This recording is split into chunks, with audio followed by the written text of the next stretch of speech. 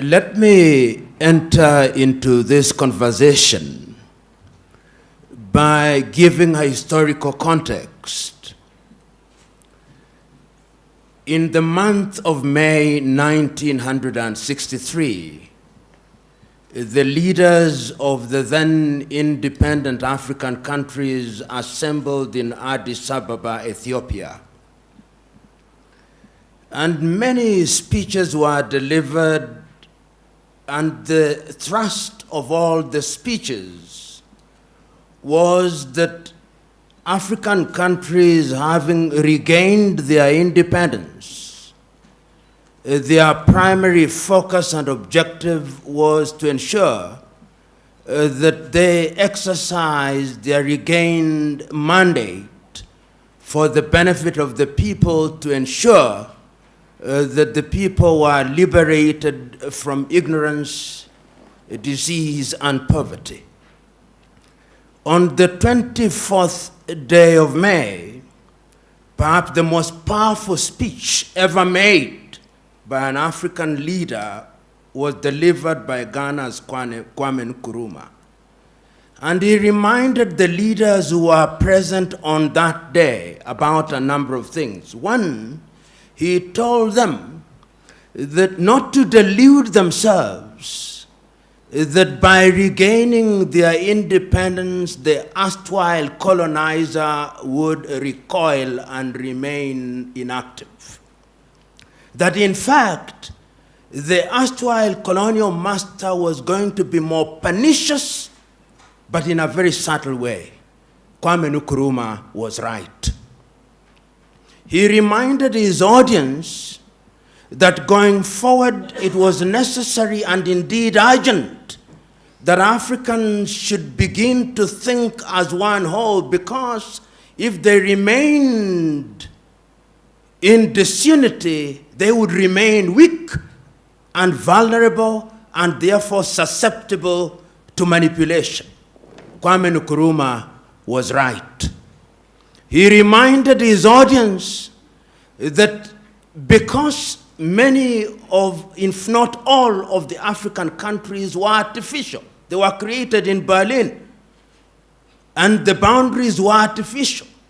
But he urged his audience that they should respect the inviolability of the boundaries, because if they tried to redraw the boundaries, conflict would never end. And that was reinforced in 1964 in Cairo on the doctrine of inviolability of inherited boundaries. I remind us of this particular incident 58 years ago because in 2013, the African Union came with Agenda 2063. And if you look at the text of Agenda 2063, and the speeches that were given around it, it was the rehash of what Kwame spoke about and the other leaders spoke about. And it's not lost on me last year that one of the themes of African Union was the silencing of the guns by the year 2020. I'm not a Jewish prophet, but the guns will not be silent next year. In fact, there are more guns that are emerging in Africa, which means that peace is still very elusive. And then we have been given the history. The founding fathers of the African countries took the view that because we are states made out of many nations, there was wisdom in having a style of politics that was different. So that in the early days of many African countries, many leaders held the view. Whether they were mistaken or not is another debate for another day. But they held the view that one of the things that they had to do was to have single-party states, so that if you went to Zaire then, or Congo before it became Zaire, or Zambia, or Malawi, or Kenya, or Uganda, or Tanzania, everybody believed that in order to hold the many nationalities together, you needed a single party under whose aegis organization of state affairs would be undertaken. Mistakes were made.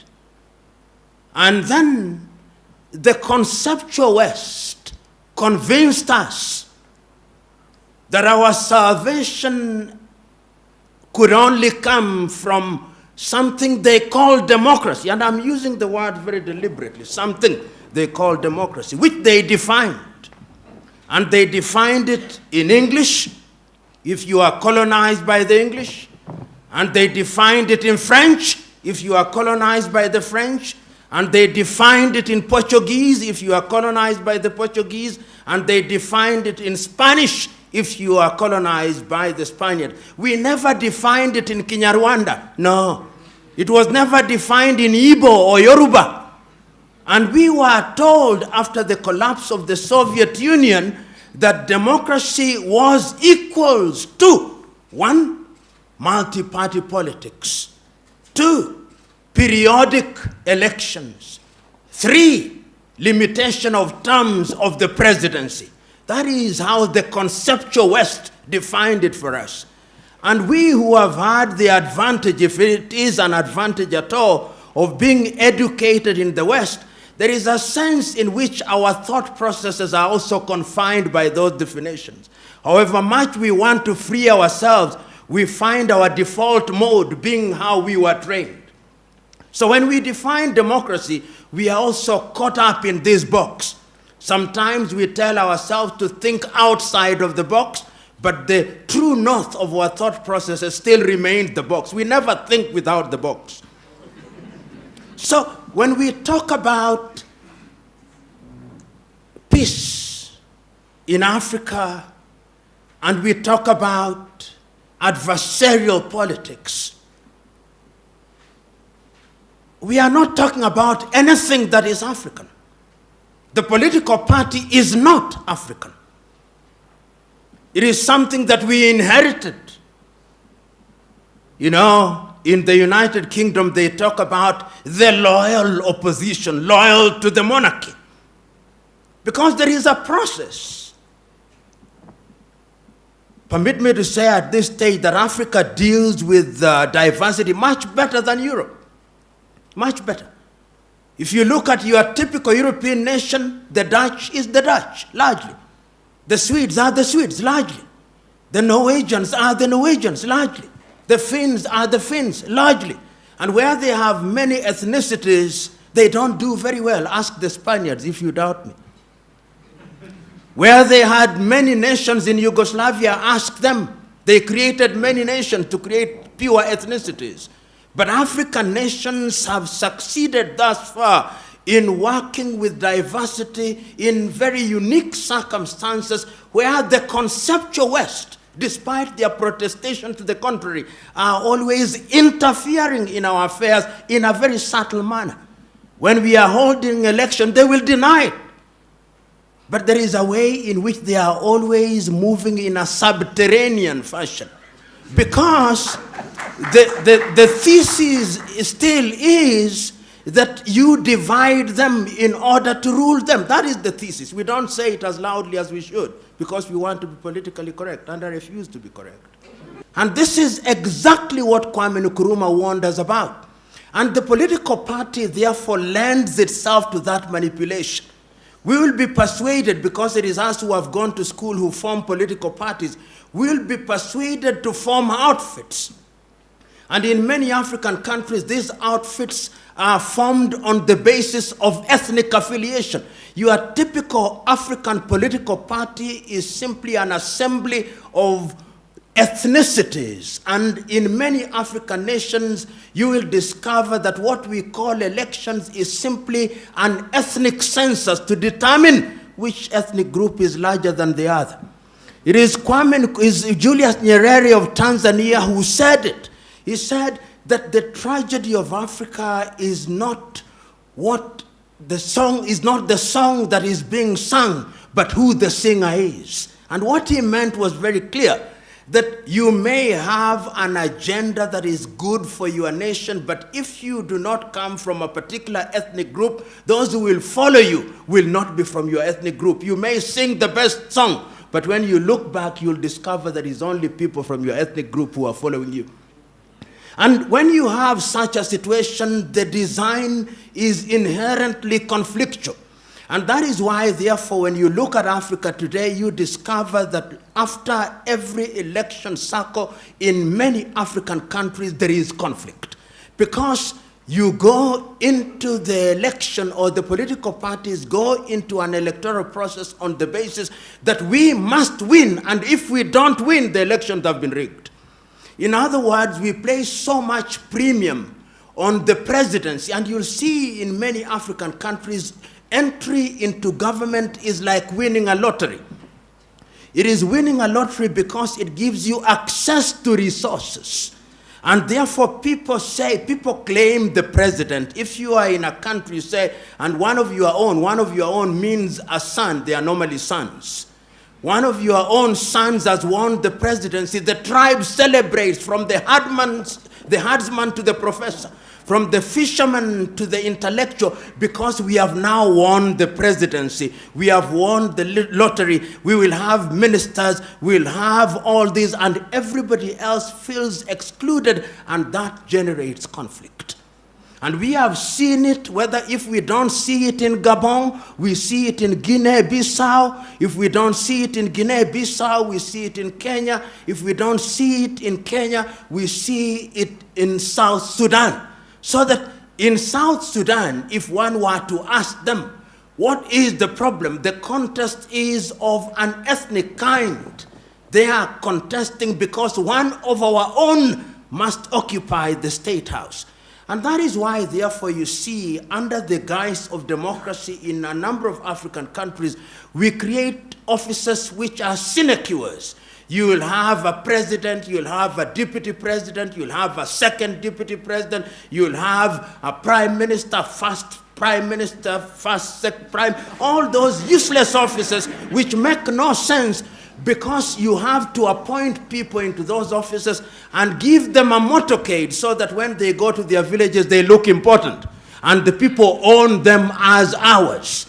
People want to be included. In such a scenario, my verdict is, number one, Africa's long-term salvation demands that we avoid adversarial politics. Africa's salvation demands that we define for ourselves what democracy means. And you said it very correctly, Professor, and the good friend from the United Kingdom, very correctly. What people want is to participate. What people want is to have a government that is accountable. Many people in many African countries simply want food on the table.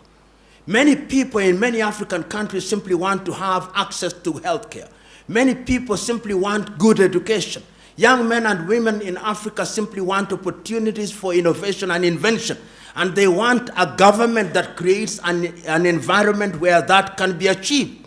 And therefore, in my view, I think the time has come that Africa must define herself. One of the problems that we have in Africa is that we do not define ourselves. And permit me to annoy you. In many African nations today, after every election, whether we like it or not, we have observers. And when the elections are being held, observers may come from Nigeria, from Kenya, from Uganda, but people are waiting. What did the European Union say? You know, this belief by us that the Europeans have a divine duty to tell us what to do, and we have a divine duty to accept to do what they say, is one of the problems that we have. And until the day that we liberate ourselves to decolonize our minds, in a manner of speaking, we are going to embrace the kind of politics that will only perpetuate conflict. Right now, as I move towards my conclusion, I simply want you to look at the map of Africa. And look at the map of Africa against the declaration that the guns might be silenced by 2020. And simply tell me, is there peace and calm in Niger? Is there peace and calm in Burkina Faso? Do you have peace and calm in Mali? Is it peaceful in Mauritania? Is it peaceful in Benin? Is it peaceful in Gabon? Is it peaceful in Cameroon? Is it peaceful in South Sudan? Is it peaceful in the Democratic Republic of Congo? Is it peaceful in Somalia? You look at the map of Africa and you look at that and you are being told through declarations that we are going to silence the guns in 2020. It's as if you are being told to go to Kigali, and meanwhile you have engaged a gear taking you to the Democratic Republic of Congo's border and you are on jet-like speed. This is why I think that it is incumbent upon us to remember one thing, that peace is not merely the absence of war. It is much deeper than that. That development is not building of skyscrapers in African cities, no. And that therefore, if we want to sustain peace and development, what we must look at are the human indices. I think the Bhutanese have got it right. What they call the gross national happiness index. These things that Europe tells us many useful things, but there are certainly useless things that they tell us. One of them is the thing called per capita income, that they take all the wealth, half of which is owned by 2 people, and then they divide it and say the per capita income is $800. And meanwhile, all other people are suffering. I'm submitting to us that time has come that we must define what development is. I want to go to a typical Rwandese village, and beyond peace, beyond the absence of war, I want to see peace at the dinner table. I want to see peace at the hospital and the dispensary. And I'm suggesting to us that politics defines all these. And one of the things that we must do, and Professor, I can't agree with you more, is that there is no one size fits all. There is no one size fits all. What works for Rwanda is not necessarily what works for Uganda. In 1984, the Ethiopians came up with a constitution which I think is the only one in the world that defines itself on the basis of ethnic identity, and even allows the ethnicities to secede under certain conditions.